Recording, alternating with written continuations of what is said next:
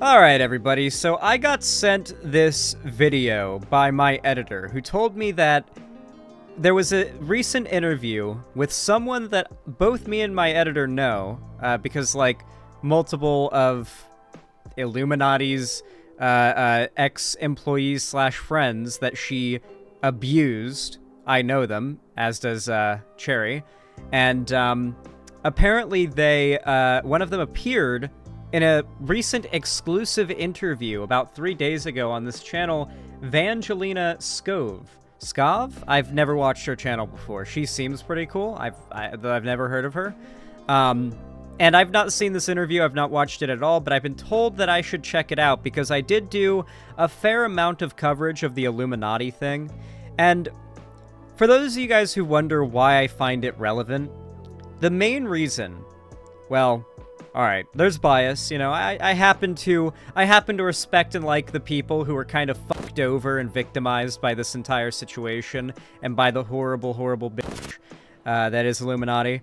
But sort of on a less subjective, more objective level, I do genuinely believe that when a woman who is an open abuser is exposed, and there are very few, if any, left-wing voices out there talking about the fact that women can be abusers, and it's a real thing, and it's not just this thing exclusive to women, it opens up a lot of room for alt-righters and, you know, just your general grift-tube right-wingers to come in and claim that the left does not believe this sort of thing happens, but look, it's happening. Right?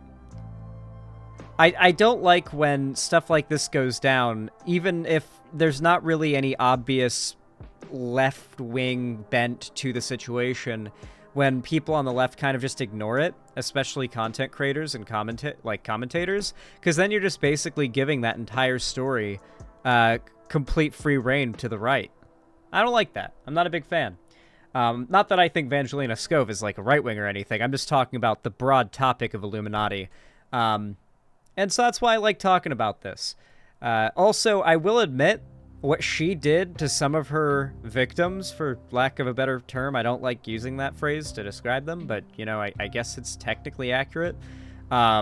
Somewhat similar to what I went through. Not exactly the same, but, you know, kind of vaguely reminiscent, so I suppose I can feel an extra level of personal empathy on that level as well. I know exactly, like, the kind of person Illuminati is to have done the horrific shit she did. Now, for those that don't know, there's been further developments since last time I covered this. Apparently, Illuminati has actually proceeded with legal action, so things are getting a little weird, a little spicy, a little scary. Let's get caught up. Let's see this interview. I'm excited to find out what's going on.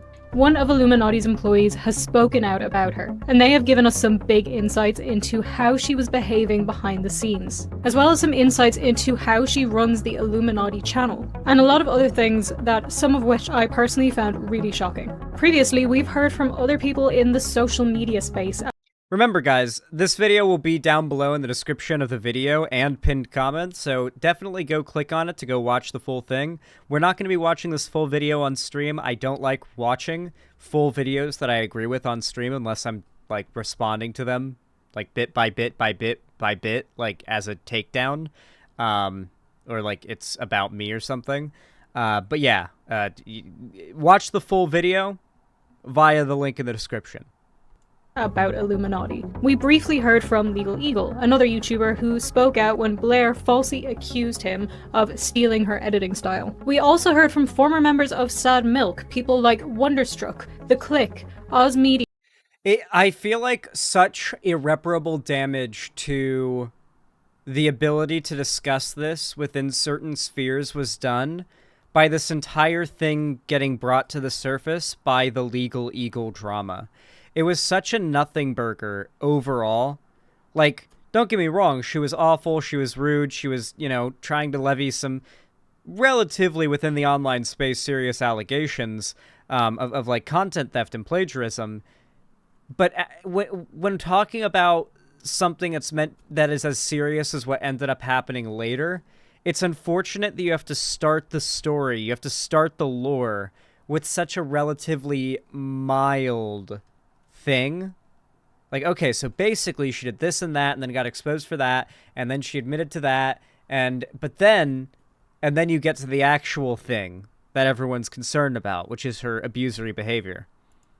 And one topic at a time. These are all creators in the YouTube space who have opened up about their negative experiences with Blair. And we even got a video from Cruel World Happy Mind who talked about the terrible experience that she had with iilluminaughtii, as well as hearing to a smaller degree from different creators as well. I have covered every single one of these things. There's a playlist linked in the description for you if you need to catch up, or if you need a reminder, check that out.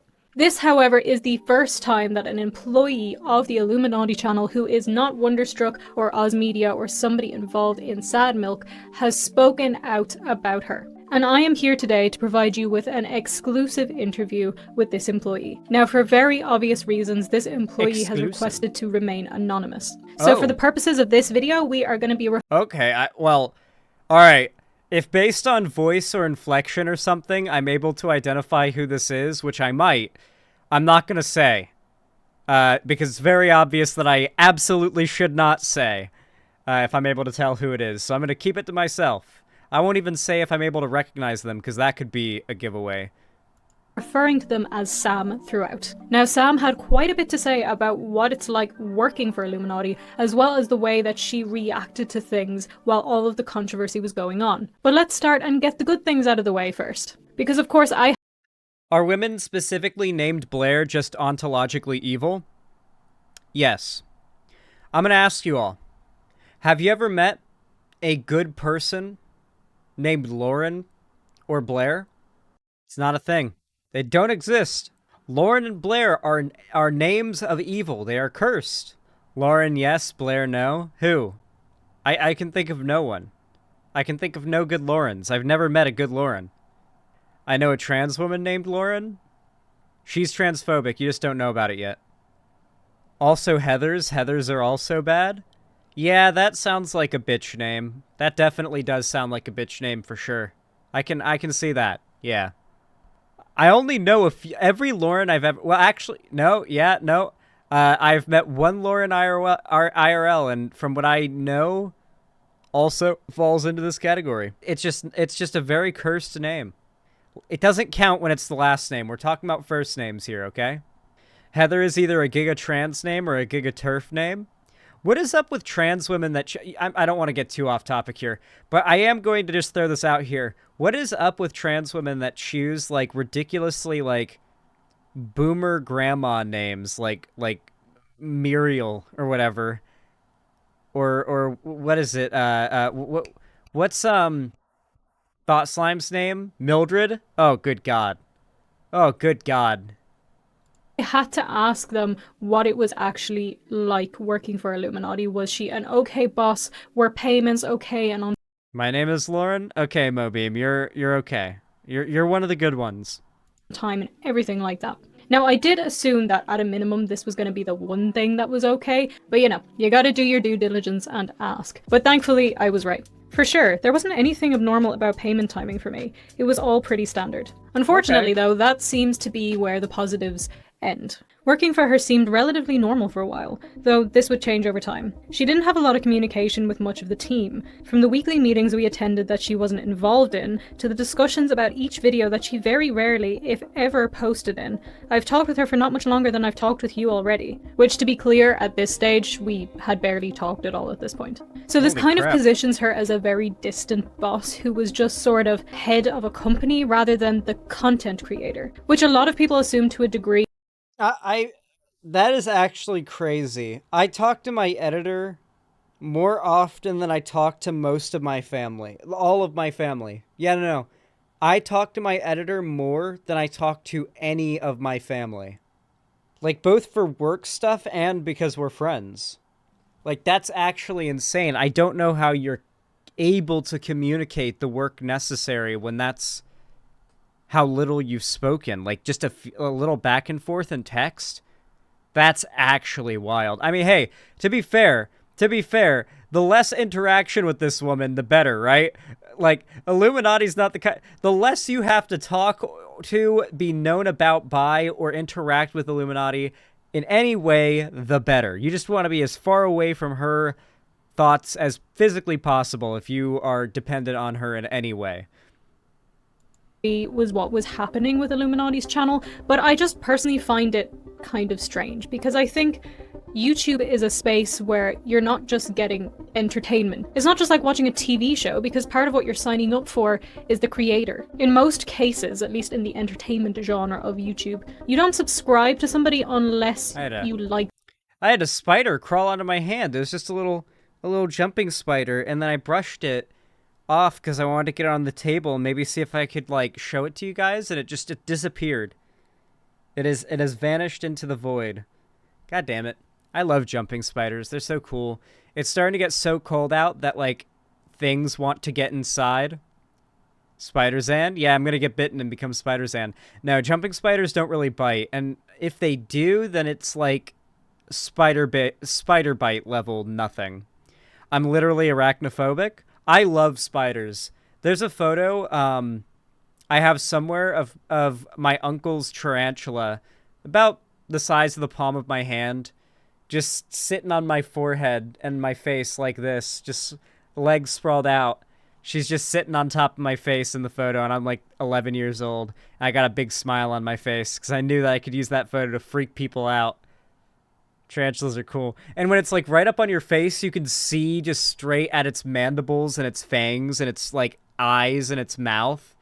And they've got some gnarly shit there, you know? It's certainly something. Tarantulas are so cool. Giant spiders. Them. You like their personality, you like the way that they convey things, or at least at the very minimum, you don't dislike them. There's a bit of a stronger connection there than with traditional media, but this seems to be a case where the connection just isn't there, or it's just faked. And we're going to come back to that because we do get more. So, from what I remember, it seemed like Illuminati's actual goal wasn't to become a big successful YouTuber, but to essentially become like a media mogul, like an empire. She wasn't in the YouTube business; she was in the empire building business, right? She was using YouTube as like a launch pad from which she would like make the initial funds she needed to invest in other types of business. She was investing in property. She was getting into real estate investment. She was using her YouTube money to rent properties and rent, or to buy properties and rent them out. So the YouTube channel is just her starter income so that she could expand into a full-on company. So it doesn't surprise me she was operating that way in terms of how she talks to her employees from the start. Yeah, she was a landlord. She was just trying to become an actual corporate landlord from startup. That was her goal. Yeah, like the anti-Mr. Beast.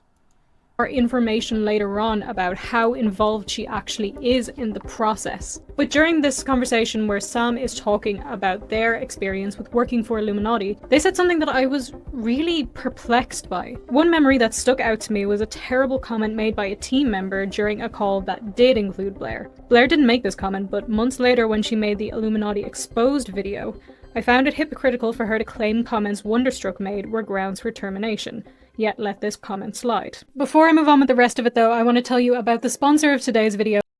Well, so to be clear, by the way, Illuminati is not really progressive. Like, she does this sort of T-channel pseudo-progressivism, like, takes a barely left-leaning position on most topics so that she can morally high road as a, like, abuse tactic. Guys, I don't know if you figured this out, but moral high roading, fake moral high roading, is an abuse tactic used by not generally, like, in interpersonal abusive relationships, but usually used by abusive people trying to act abusive towards others online or in more distant relationships, right? Trying to act as though they're actually just taking a moral position and like talking to someone who is objectively morally a bad person, and thus no action they take, no matter how toxic, is actually really toxic, because what they're really doing is trolling a bad person. And in some cases, there are bad people where it's all good to troll, but their standard for that will be like people who disagree with them on whether or not China is communist. You know, like the woke skull types, really, and tankies. And there's a lot of crossover in those two parties, despite the fact that the regime's tankies simp for the most part, ban homosexuality. Like, Russia just recently, like, became one of the most anti-gay countries in the entire world, and yet they simp for Russia like crazy. China's not much better. No, fume. Going cold turkey might sound great in theory, but there is a better way to stop. I might use this. I might use this fume thing whenever I, like, quit vaping. I plan to quit vaping after I move. I've been telling you guys this for a while. After I moved to Seattle and I've got my permanent house, and I've, like, moved and I can, like, afford to take, say, a week or two off streaming while I'm going through nicotine withdrawals, I'm thinking this fume thing will be helpful. I've been thinking about getting one of these for a while. Stop your bad habits. And no, I am not about to try and get you on some weird MLM. Do not come for me, Illuminati. I'm talking about Fume. Fume are an innovative, award-winning device that look at the problem in a different way. They know that not everything in a bad habit is wrong. So instead of making a drastic, uncomfortable change, why not just take the bad out of your habit? Fume is completely natural. There are absolutely no electronics in it. I'll give you guys the review, the legit review from me, but this seems like a really cool idea. I like this. Instead of vapor, they use flavored air. And instead of harmful chemicals, they use all natural and delicious flavors. There's an adjustable airflow dial, so all you do is adjust that to let the air come through the device, and then you just breathe the flavored air through it, which is flavored through a plant-infused core that you just place in the middle here. Again, just all natural. And I think the flavors that they have are... I have ADHD, so a lot of why I vape is that it's become a habit to hit the vapes. Like, a lot of it's even like, even if I didn't get anything from the hit, it would still be marginally satisfying just to hit it. So having something that feels like it and even gives you the flavor is like 80% of the enjoyment of vaping. And none of the downside. Absolutely delicious. There's so many different ones, so if you prefer a bit of mint, they have a crisp mint flavor. They also have orange vanilla and a particularly delicious raspberry lemon flavor, and many others to choose from as well. And as well as that the device itself is perfectly weighted and has magnets for fidgeting. I sometimes you guys don't see it, but when I'm recording videos, I have this thing in my hand and I'm just fidgeting with it because I just constantly need something to do with my hands. Stopping is something we all put off because it's hard. But switching to Fume is easy, enjoyable, and even fun. They've served over 150,000 customers and have thousands of success stories, so there's absolutely no reason why you can't be one of them. So join Fume in accelerating humanity's breakup of bad habits by picking up the Journey Pack today. Head to tryfume.com/VangelinaSkov or scan the QR code and use code Vangelina. Yeah, this is targeted advertising. She knew I'd watch this. To get 10% off when you get the Journey Pack today. And the Fume Solano just launched on November 6th. So you can upgrade your Journey Pack to the Solano to enjoy a premium walnut barrel and an onyx black coated mouthpiece that has a smoother finish. And you'll still get the 10% off. That's tryfum.com/ Quit vaping with style. /VangelinaSkov to save an additional 10% on your order today. That link is in the description for you to check out as well. Thank you so much to Fume for sponsoring today's video. Now let's move on with the rest of it. Now just to recap, remember in Illuminautie's video when she was throwing all of the former Sad Milk members under the bus. Dude, that video was crazy. So she uses a Rantsona in her videos instead of showing her face, and she's got a bunch of pre-drawn like presets for her like her Rantsona to take positions of, right? And a lot of them are like stern, like arms crossed, like she's got ones that are like a lot of them are like her looking like she's laying down some facts and truth.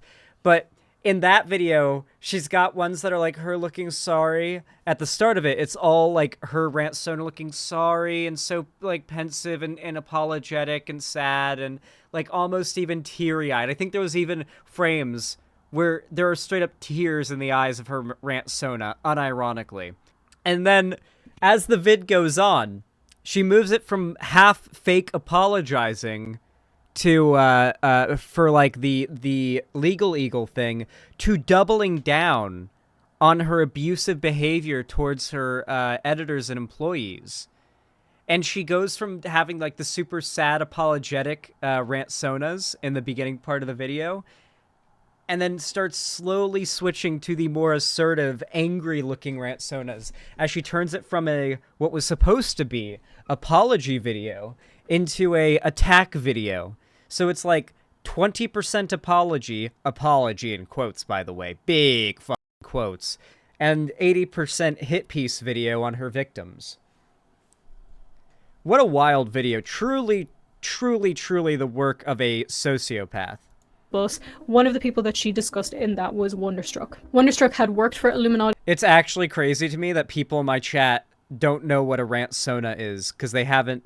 A rant sona is the name that the internet left dubbed to YouTubers' little drawn profile pictures that they have in their videos, like talking instead of them.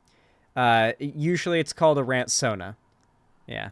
For a time as an editor. And one of the things that Blair said was that Wonderstruck had made an inappropriate comment in a work setting, and that this comment was grounds for termination. However, we later found that allegedly this comment wasn't all that serious, and that for some reason this was grounds for termination, but Wonderstruck never received any kind of warning about it. The hypocrisy aside, it was an absurd comment to go unchecked by any decent workplace standards. The call was initiated as a sort of morale boost type of thing. We thought it was a meeting going into it, but we played Jackbox. So essentially this just sounds like a type of team building. There's a game where you write captions for images. There was an image of a monkey, and the caption written for it was "entering Detroit." This is the comment that was made by that other employee while Blair was in the call, yet she did nothing about it and it went completely unchecked. Now, if you're like me and you are confused by this, Blair basically attempted... Okay, guys, even the most progressive people on Earth, when in private and with their friends,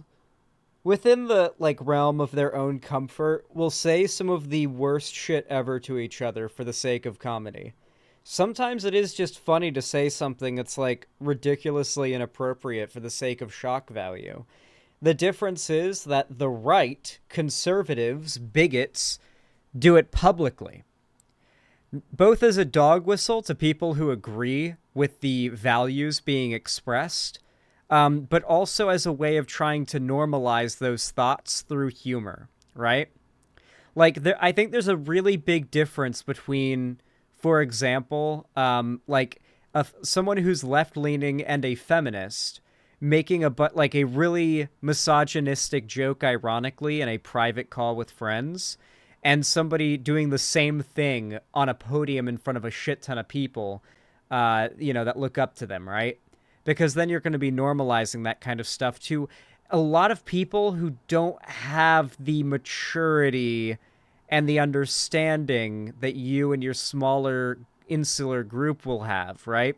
And so there's this belief that I feel like too many people on the left have that, if you can find a video or, a clip of somebody saying something offensive in private as a joke, then that is somehow a cancelable thing or a bad reflection of their character. If it's something and it sounds serious, they're not saying it ironically but legitimately, then obviously that's sort of them just letting the mask slip in private, and that's worth caring about. But if it's here's somebody making some edgy jokes in private that they wouldn't have made in public, cancel them, I'm not really on board with that kind of thing. And that is essentially what Illuminaughtii tried to do to defend herself as her form of deflection. She tried to use 10-year-old clips of one of her employees / victims having made some edgy jokes from 2011, 12 or something in old videos, and tried to use them as a completely irrelevant gotcha against them. Pretty much the same thing Dream tried to do to Nicholas Cantu, where Dream is currently under multiple accusations of grooming underage minors. Underage minors, the redundancy, I know. Underage people. And Nicholas Cantu, the voice of Gumball, called him out for this, and Dream's response was to post a multiple-month-old video of Nicholas Cantu of having a drunken, manic episode where he's absolutely behaving inappropriately, but no bad came out of it, no harm came out of it. Dream just held on to it in order to use as blackmail in the future if Nicholas Cantu ever stepped out of line, right? Blair is the same type of person. Illuminati is the exact same type of person. The type of person who will hold on to dirt on somebody instead of making it public because they aren't actually hurt by it. They don't actually have any desire for justice that, drives them to post it or make it public and tell the story. Instead, they hold on to it for when it is most personally advantageous to, make that story public because they don't want justice, they want vengeance.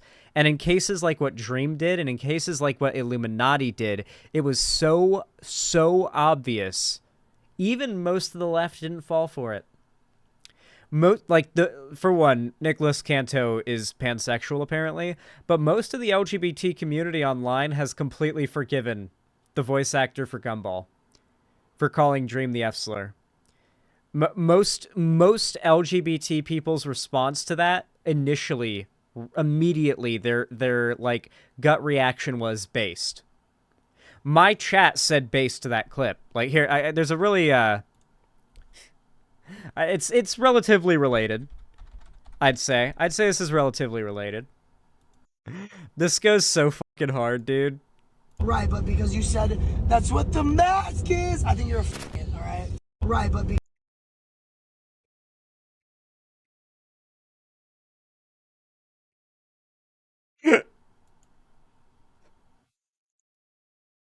It works, okay? It's possibly one of the best quotes to ever come out of the internet. Gumball would do this. He absolutely would say it, and he would be right to do so. I did have to actually ask for clarification, and before anybody calls me stupid in the comments, I'm European, I don't know. The funny thing too, PP Girl, is that Nicholas Cantu is Jewish, and the reason why he asked Dream if he was Jewish was because he was going to say, no, you're not, I am. That's why I'm funnier than you. Dream cut it out, but you could see after the cut that Dream did, after Nicholas Cantu asked, are you Jewish? You can hear, the video cut in of Nicholas Cantu saying, I want to be a comedian, you'll never be. And because of that, you'll never be, or something like that. You could tell that he was dunking on him and saying, I'm Jewish and you're not, and that's why I'm funnier than you. He was literally just roasting the fuck out of Dream, and any group you could consider offended by it has fully forgiven him, okay? Hamas and the IDF have both come forward in support of Nicholas Cantu. It's true. They actually agree on this. They've publicly come forward to say they both agree with his statements on Dream. The whole world has been united on this.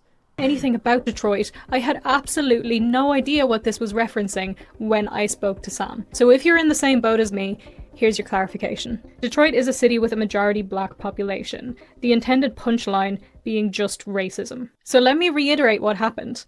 They went into a work call, with Illuminaughtii present. They ended up playing Jackbox with a game where you can add captions to images. One employee, while Blair is in the call, puts a caption on a picture of a monkey that said, entering Detroit, a city with a majority black population, and Blair said nothing. Now I know that Sam said this is an absolutely inappropriate comment to go completely. I know this seems like it's nothing, and I honestly wouldn't really think much of it if that was the big drama or whatever. The point of this is to call out the hypocrisy in Blair trying to accuse her employees of being racist or bigoted as a way of engaging in Darvo. Completely unchecked in a workplace setting, and I absolutely 100% agree, but I would like to add to that is a completely inappropriate comment to go unchecked in any setting. I don't care if you're in a call with your best friends and somebody that you love and adore says that. That is something that needs to be picked up on immediately. Okay, if your friends make a joke like that, it's worth evaluating why your friends made that joke. But no hate, but also thank you for the virtue signal, white woman. I appreciate it. Is that too much? Is that being mean? Is that being mean? But yeah, what A Pillow said, TBH, I made KKK tier anti-black jokes. Yeah, for those that don't know, A Pillow is black. I would hope you guys know. You better be a sub to A Pillow. You better be watching A Pillow's content. You should know A Pillow is black. If you don't, then you're not subbed, and you need to go sub to A Pillow right now. But that aside, yeah, lefties make jokes that are edgy in private so long as the, like, group and people present are all, you know, all familiar with the fact that no one there is genuinely bigoted. No one there is, like, dog whistling or letting the mask slip or something. Then I think it can be fine. Especially when the point of the joke is more so, I think a lot of lefty edgy humor, like when lefties make, say, a racist joke in private, generally it's less so for the shock humor and certainly not for the racism. The joke is usually to make fun of people who joke about that kind of thing and just find it funny unironically, right? How many of you guys can empathize with that? How many of you guys will make what is technically a sexist or racist joke, but the joke is actually just making fun of people who not even are racist or sexist, but people who joke about racism and sexism and find it unironically funny? It's like multiple layers of irony that the left engages in. I think it's actually part of why a lot of conservatives seem to unironically believe the left can't meme. Because it's partially because when the left does meme in the way that the right does, although not exactly the same way the right does, but in an edgy way, it's more responsibly. Like, a responsible lefty will never let others know that they're making edgy humor in private, you know? And saying things that they wouldn't get away with in public and private. So, like, the idea is that if you know, and it's known, then they're not doing a very good job of being responsible about it, and they're not doing a very good job of upholding their ideals. Because if they're going around making racist, sexist, homophobic humor, transphobic humor, whatever it may be, publicly, then they're arguably just kind of reinforcing those values. Or at the very least, reinforcing the values of those who find those things unironically funny. Really. But personally, I cannot imagine a scenario where that comment would even have come into my head. I don't know if you can defend if we don't know the intention/humor. Well, that's what I'm saying. I'm specifically qualifying this by saying you are in a, like, more private, insulated group. This is not a new take. This is no new... Like, Destiny has argued this. Vosh has argued this. Hassan is, like, the guy who fucking, like, blew the fuck up because he disagrees with this, because he thinks that no matter what, you have to be super morally pure with your humor and your language, no matter who's around, even though he's had leaks of him saying god-awful shit in private, so it's all just virtue. And literally anybody who disagrees with me on this is just virtue signaling. You make edgy jokes in private, you say very offensive shit in private you would never say publicly. That is how the world works. Nobody is actually as morally pure as they put forward, with their language at least. Everyone is edgier in a context where they're with people who know they don't have bad beliefs. Yes, exactly. And I think if... But then again, to be clear, I'm not claiming there aren't people who have their own personal standards, right? Like, it's okay if you acknowledge what I'm saying is right, but for example, like, I don't know, let's say you've got the F-slur pass. Your gay friends have you're straight and your gay friends have given you the F-slur pass. You are totally cool to say the F-slur. Let those F-slurs fly whenever you're just hanging out with just them, right? But you still don't really feel comfortable with it, so you choose not to, but you don't necessarily think there's anything wrong if, like, somebody else in your position did. That's fine. It's fine if you just personally aren't comfortable with it and you don't want to do it. That's not what I'm arguing against here. I'm not arguing that you're, like, inhuman or you don't exist or you're lying if that's something that you say you do. My point is that you should not be so quick to judge those for their humor or rhetoric, just their humor, not even their rhetoric, in a context where nobody is meant to be convinced of anything bad, if that makes sense.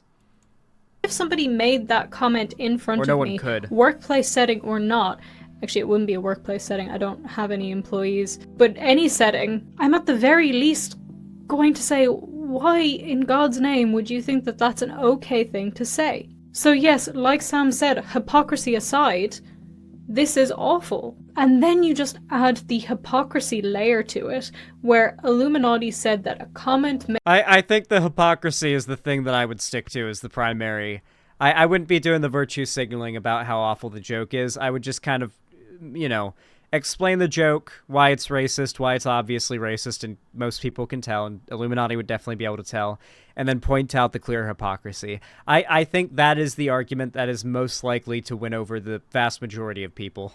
Made by Wonderstruck was grounds for termination, which was, by the way, nothing like this comment. But the Detroit comment by another employee, who presumably Blair just wasn't pissed off with at the time so didn't really care, goes unchecked. Now, of course, I did ask were any other comments made like this after Blair's just spiteful. this or before this? Was this a common occurrence? Did Blair herself make any comments like this? And to Sam's knowledge, no. For one, it was very rare that Blair was in calls at all to be able to hear her making any negative comments. And for two, they said they had never heard any other comments like that in meetings that they were present in. But let's move on then, because Sam continued to talk about their experience and how things began to escalate. Things escalated, as may be predictable, when Illuminaughti's Legal Eagle tweet was made. Before this point, working for the channel was often standard for me personally. And of course, I had to ask, well, how did they escalate?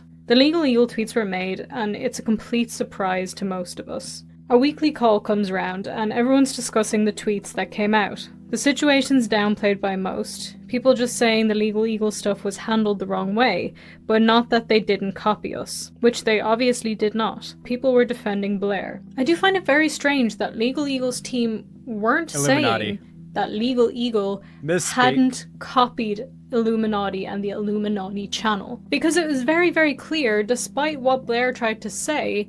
A little bit of background for those that don't know, Illuminaughtii unironically tried to accuse Legal Eagle's editors of plagiarizing her, because Legal Eagle's editors reached out and asked if there was a way to Illuminati's editors and asked if they knew a way to automate an edit that allows you to apply a highlighter effect, like a highlighter filter effect, over text. They already knew how to do this. This is like a very basic edit. It was just, do you know a way of making this a little easier to repeat for future videos, so I don't have to go through the whole, like, multi-step process of doing that every time I want to add the highlighter edit. One editor asked for that, right? And then eventually the video came out and had those edits, but never got, like, a response or anything. They never got a response, but they, made the video and used the highlighter edit. A very basic, in no way copyrighted or owned by Illuminaughtii or trademarked in any way by Illuminaughtii, edit. And she tried to argue it was plagiarism. This did not go well for her. And this is what got so many eyes on her and caused the real shit to bubble up to the surface. That Legal Eagle did not copy Illuminaughtii. Again, I just need to remind you, because it's so absurd, the things that she said were plagiarized were a ripped paper effect and a highlighting text effect. Two very, very common effects, which are used all over YouTube and all over traditional media, mostly in documentaries. But I'm just going to say maybe it's just that that wasn't the purpose of the call, that isn't what they were discussing, but at least they said that it wasn't handled the right way. Now this call where they're talking about Legal Eagle and the tweets that were made ends, but there's another call soon after. Another call happens a bit later, and this time Blair's in the call as well, because she wasn't in the previous call talking about Legal Eagle or clarifying anything to do with the fact that she just decided to go on this rampage on Twitter and not inform her team. At least she's in this one though. She rants against the Sad Milk members, including Oz. I knew she was awful in doing what she was accused of by those Sad Milk members, but this call was absurd to me as it consisted of people piling onto and antagonizing those who posted against her. The tone was nothing like that of the Illuminaughtii exposed video that was made. There was hardly, if any, accountability, but rather listing issues with some of the people making accusations against her. Though I would like to add, that is a lot of what happened in the Illuminaughtii exposed video. The Illuminaughtii exposed video, the one she made to respond, was like 20% non-apology, 80% attack. 80% hit piece. Whole thing was just her throwing everybody under the bus, talking about their mental health and trying to make them look as terrible as possible. I mean, take the click, for example, where she said that he was using slurs constantly, that he allowed really horrible people into his Discord server and just didn't care. And don't worry, there will be some things said about the click, but still somehow in— Guys, I have to tell you something. The click does say slurs. The other day, he called me a cracker mayo snow roach. It really hurt my feelings, and I genuinely couldn't believe. I genuinely couldn't believe I heard such racism, such horrific bigotry hurled my way. I don't know how I'll ever recover, guys. In the Illuminati Exposed video, it did feel like she was trying to put this air of her being the better person in this situation, of her being the bigger person, but at the same time, she's sharing people's very intimate private details. So, not really great. I'm not endorsing anyone by any means, but it was off-putting that not only did these accusations come out against her, but most of this call was spent defending her or antagonizing others. When speaking with Sam, I really wanted to know what exactly she had said about the other people involved. And before I show you what they said, just for context, at this point, threads had been made about her from the Sad Milk members, but this was before Wonderstruck had made his video. So this was back when only people really tapped into all the drama knew what was up. There were threads out there, there were posts out there, the story was out there, but it did not have anywhere near the level of attention. And it was more of this niche, like, did you know Illuminati did yada yada yada, while she was still very much at large. Which of course means it was before Oz Media made his video as well. She said she heard from a source that Click underpaid an editor.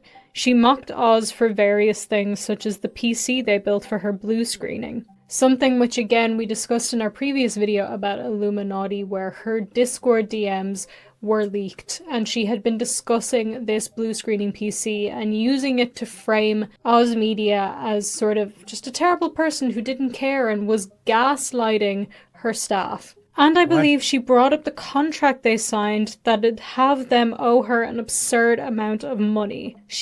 I genuinely think abusers use the word gaslighting less correctly than people who unironically legitimately don't know what the word gaslighting means. Boasted this point and seemed happy about it.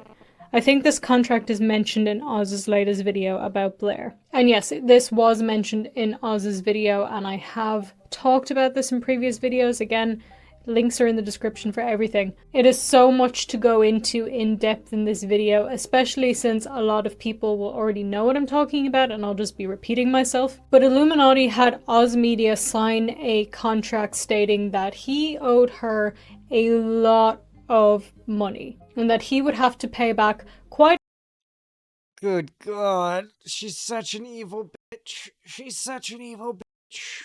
She really is. Gaslighting's not even a real word. You're fucking crazy. Yeah, exactly.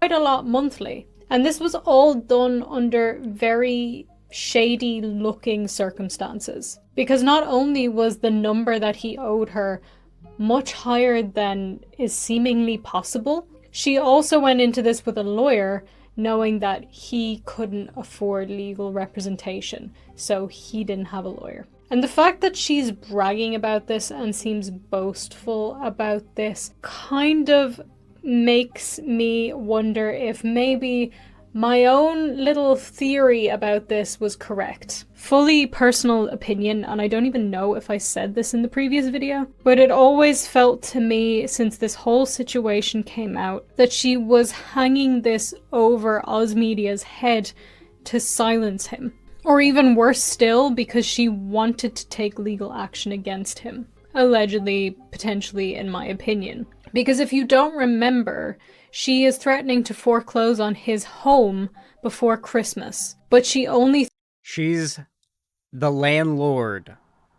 Literal debt peonage is essentially what's happening here. Like, she's tried to set up essentially legal slavery via having the leverage of someone's home and income at her entire, like on or off. Like, she can just take that away or allow them to keep having it based on how she feels.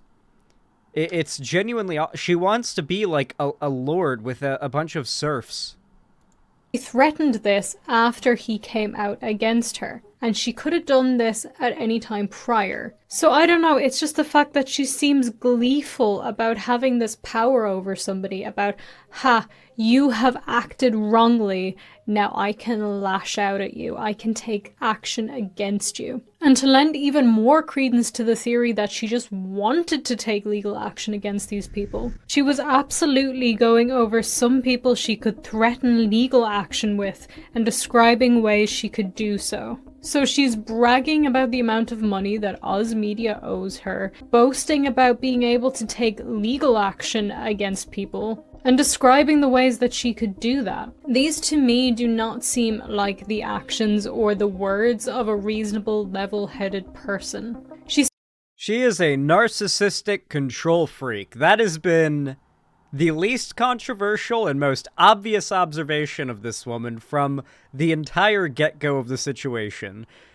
I don't think it's controversial to say there's something wrong with her head, to be honest with you, but I also think she's an adult woman with agency. And I don't really think pointing that out is all that valuable. I think we're at the point where we need to have discussions about how we can destroy her ability to continue to grow her empire and continue to make more people subservient to her, for lack of better phrasing. She seems to immediately go on the offense, which, if you are truly innocent in a situation, would your instinct not be to say, I'm innocent, and here's why, rather than trying to manipulate situations to make people look worse than they are, to spread allegations about people to your employees, and to brag about being able to take legal action against these people. I'd also like to add that I can't think of a single person on the planet who would be happy about having to go through the legal system. It's a slow and painful and expensive process to sue somebody. And in this call, she still had more to say about these people as well. For the Click, along with saying that he had underpaid an editor without any actual evidence, I believe she also mentioned that he said slurs multiple times. She would know, of course, given what we know about her alt account. This is in reference to the Doobie Schmertz account, which, as we saw, oh my god, how did I forget this little funny detail? The alt accounts she would run pretending to be other people that were supporters of hers to try to get, like, to start a crowd of people going after those she didn't like. And she would use alts to try to, like, convince people to hate those that she wanted there to be, like, a cancellation of. And she'd use the alt to spread misinfo, so it didn't have to come from her. And it could seem like it just somehow got out there, you know? Yeah, she's actually f***ing crazy. Seemed to go on a bit of a smear campaign against the former Sad Milk members, particularly the Click. Obviously, no justification for what Click said, in my opinion. It seemed weird to me that she'd antagonize someone for the same thing a member of her staff did, though. And once again, we have the hypocrisy of iilluminaughtii. And in this call as well, she had a lot to say about Oz Media. As we already discussed, she was making fun of the computer that blue screened and was bragging about the amount of money that he owed her. But it did not end there. She said she broke up with Oz long before Oz claimed. It was a lot of deflecting and shifting focus onto others. Oz's Blair iilluminaughtii used sex. this debt as a promise that this would... God bless Oz Media. The amount of trauma I would have having come out of a relationship with this woman, f***ing hell. I would date 5 Lonnies and go through that whole thing all over again 5 times before I'd go through the iilluminaughtii thing that Oz had to deal with once. Just awful, dude. Holy shit. Just awful. Shifting focus onto others. Blair used this debt as a promise that this would specifically help mend our relationship, not our friendship, and put us on a better foot. It wouldn't be until a few weeks after signing that document that I would learn that she had already moved on, and had only I'd date Joe Rogan before I date Illuminati. Jesus Christ, Cryptid T. So real. Xander dating older women? Real. True. almost everyone in my daily life keep this fact a secret from me.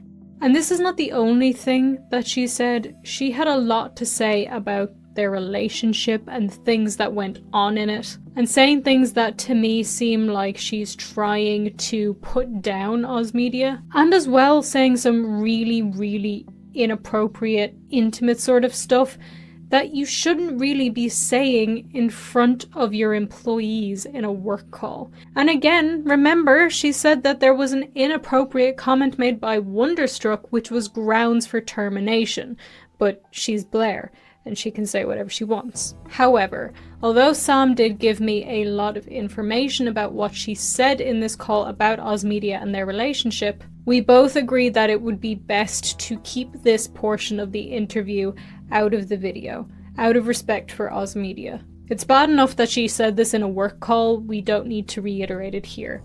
But it might potentially be something that he already knows about, and maybe he'll choose to speak about this in his own video. But it wouldn't really be right for me to sit here and tell you all of that. And the only reason that Sam told me was to give context to the situation. They fully also believed that this information should stay private. One comment that does not need to be kept. You, my lovely chatters, are gonna have to watch the original video via the link pinned in the description and the link I'm gonna drop in chat if you want to hear the rest of the interview, the exclusive interview that she has to tell you guys, because I am not going to react to the entire thing and re-upload it. You see, Blair, aka Illuminati, has had a very obvious pattern of abusing younger men, mostly. It's very clear that is her thing. That is her shtick. That is what she does. She likes to abuse and mentally manipulate and basically try to make dependent upon her younger guys, usually. And it's predatory. It is downright predatory. Women can be predators too. And that's simply what she is, a predator. Oh, hey, just in time for the Colleen segment? Yeah, that would be a really good segue for the Colleen segment, but I actually have a different topic I want to cover first. But no, she's just a predator. And I think that there needs to be more people with a voice on the left talking about the fact that there are women who are predators. It's not just men. Not because I think there's this issue of people not knowing that's the case, but I feel like the right has gotten away with claiming the left doesn't care when women are predators for far too long. Double standards exist. They aren't something the left supports or stands by, but they're kind of something the left tries not to acknowledge.